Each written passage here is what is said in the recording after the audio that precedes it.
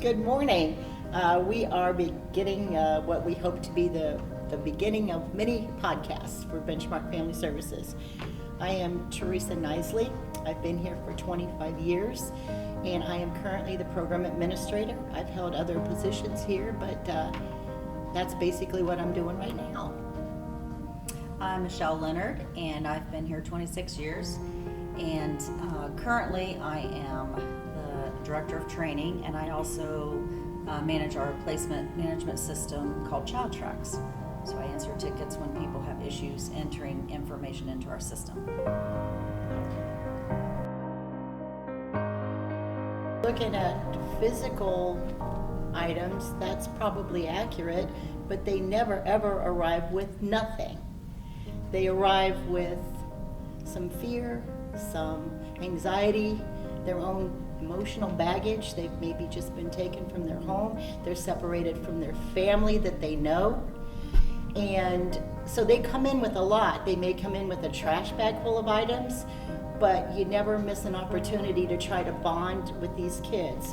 And unpacking their belongings, whether you believe it or not, is a wonderful time to show them that you can get to their level, down to their level, and share that experience with them. I share this story quite often. I made a mistake early on in my working with these kids. They came in and I was very focused on working with the worker bringing the child there. I was trying to get their medications together, get all the information I could, and I caught myself noticing this little kid just becoming part of the room. Because we were trying to get as much together as we could to know what we needed to do with the child. So he had his trash bag full of clothes, and we started going through it. And what we did was we got all the clothes out and everything we thought was important. We got down to the bottom, and there was a piece of crayon and a button, and I just figured that was just trash. So I dumped it. And as we were going through some things and getting him settled into his room, he said, "I can't find some stuff. It's my crayon and my button." And I was like, "Oh, that's okay. We took care of that, just some trash at the bottom." He said it wasn't trash. That button came off my mom's sweater, and that's all I have from her.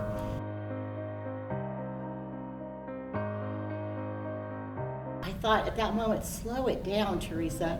Take your time. Look at this child, understand what he's coming in with, and figure out what you just had a missed opportunity to do with him.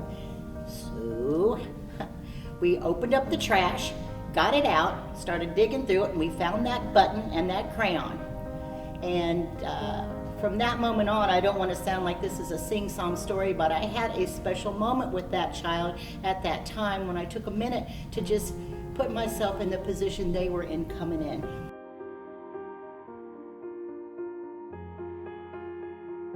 They do come with nothing. Now, they obviously come with the other things, but sometimes they honestly come with the clothes on their back. And when they come in, they're already scared. They don't know what's going on half the time.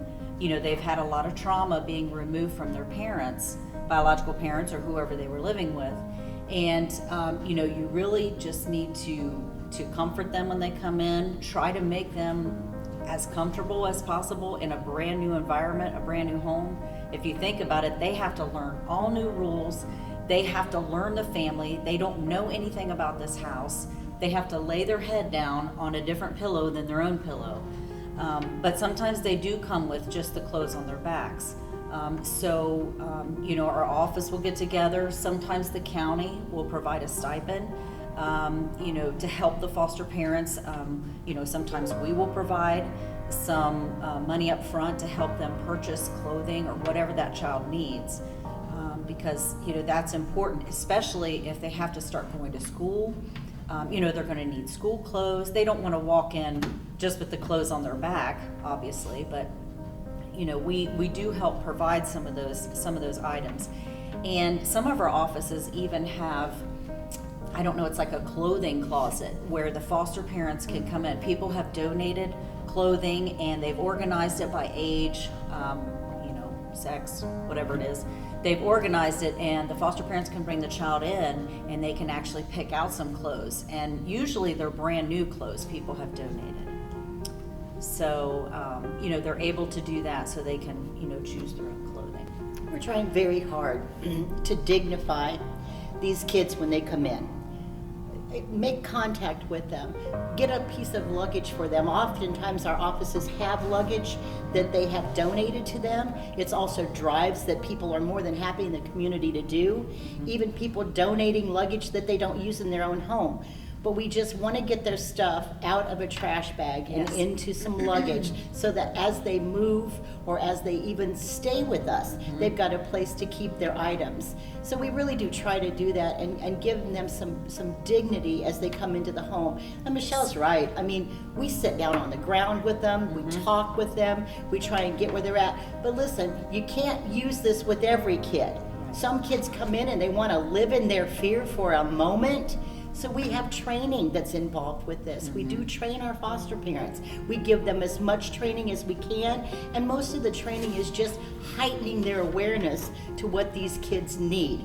So we really want them to know that, but sometimes the training doesn't really kick in until you get that first placement. Absolutely. So all the training that you've had, you may forget about for a moment, but in the moment, remember, that's when it starts. And your life with this kid starts then. You'll start being able to apply things. You can't use the age-old techniques of parenting that you used with your own children.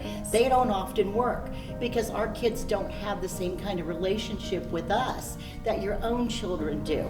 So they're already thinking, I'm better than anybody else in my family, and these people have a whole list of things I've got to do, and it's somehow supposed to be fun because it's posted on their refrigerator.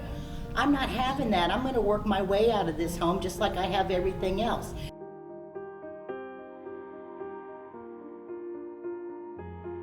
But remember, the basic thing to remember is you cannot take any of this personally. I know you have stuff to say about that too, Michelle, but you can't take it personally because the moment you do, guess what? It's a failure. The kid has won, but not Right. really. Right. The kid has had a victory in just moving from having to stabilize, but truly, we've lost an opportunity to have this child have the wherewithal to be in a normal family.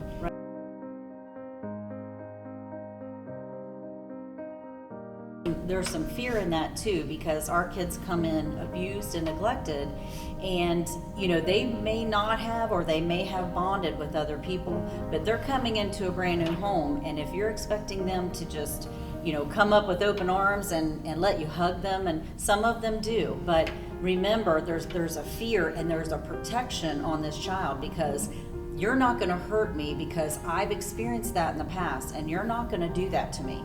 So they come in a lot of times with a big wall up of protection, and they're not going to allow you to get close to them. However, what Teresa was saying, you can't treat them like you would your own biological child. You've grown up with that child. That child knows that they can trust you and that what you say is what you mean. But the foster child has not experienced that a lot of times. So when they come in, they're kind of cautious. They're like, I'm gonna check this person out first, see if I can trust them. So you have to earn that trust from them, honestly.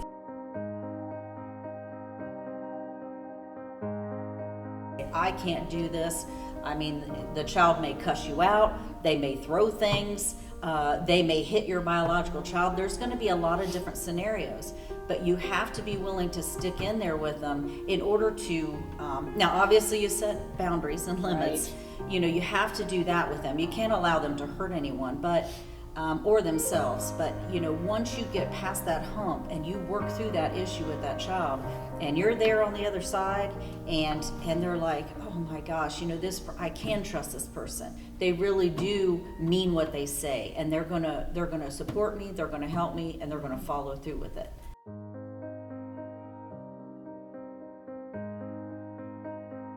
A teenager has got a little bit of life experience on their side.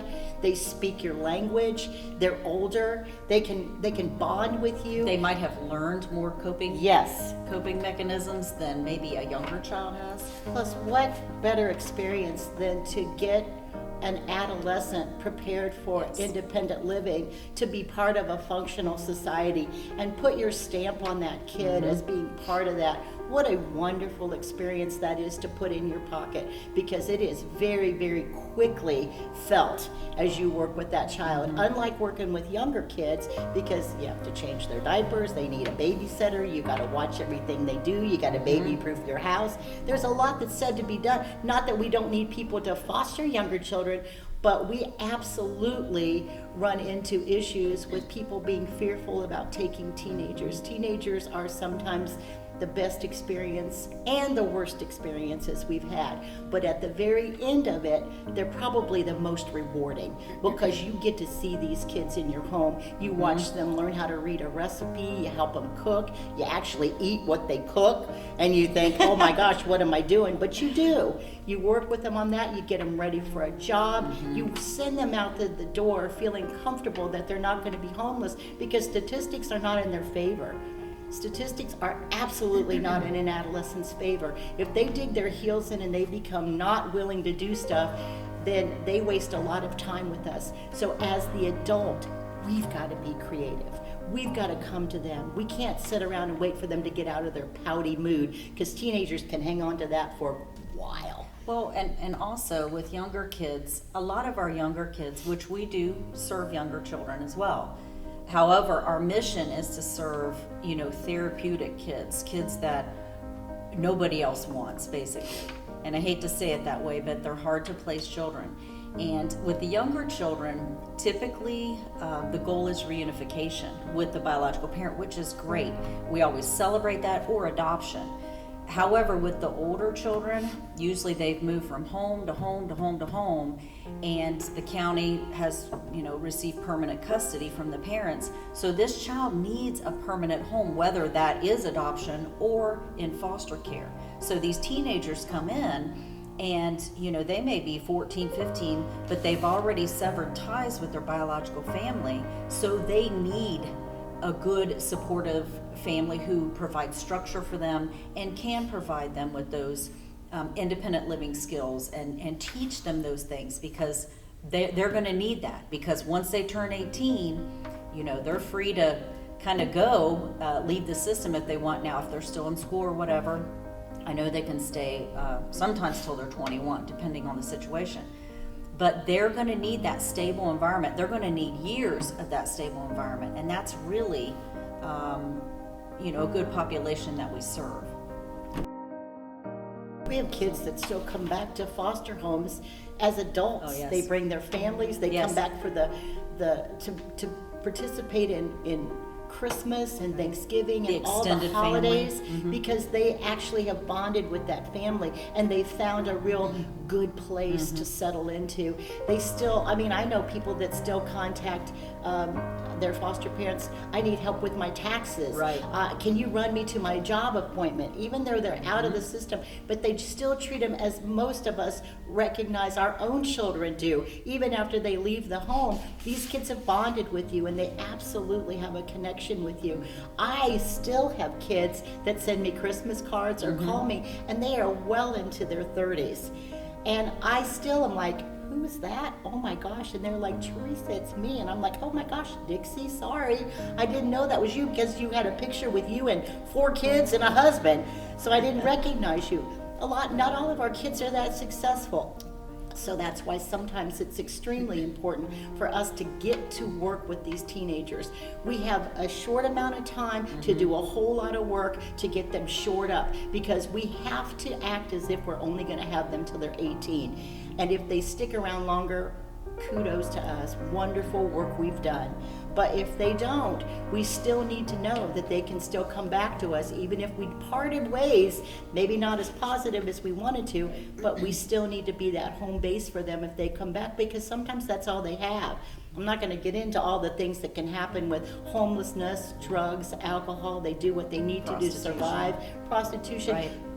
Human trafficking, that is huge now. These kids are very vulnerable out there for that. So to have them in our little fold, our home with our families, is so important. And even when you think you're not bonding or connecting with these kids. Don't underestimate it, because they're not going to be whistling zippity doo-dah daily in your house. But I will tell you this, you will start to notice that there's some bonding, because they're going to be sitting at the table with you now, eating dinner. Maybe I'd like to have a birthday party this time, Teresa. Would that be okay? Sure.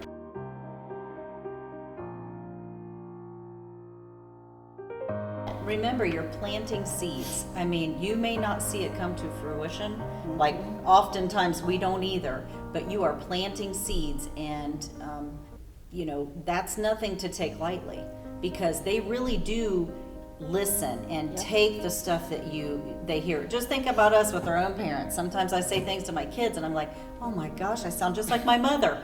So I'm certain that happens to our foster children as well, with the experiences they have with the foster parents. And even when you think you've made an impact on them and you're like, oh, that's the thing they're going to remember about me, it's not. They're going to say, remember that one time you told me not to get in that closet, Teresa, because that had all your stuff in there for Christmas? I remember that. It's like, oh my gosh, I might have said that once or twice. But how about the time I said, you've got to be very dedicated to your job and have some integrity? No, they heard about the Christmas closet, but they were listening. And that's what's important. So kids come back. I mean, I have a daughter.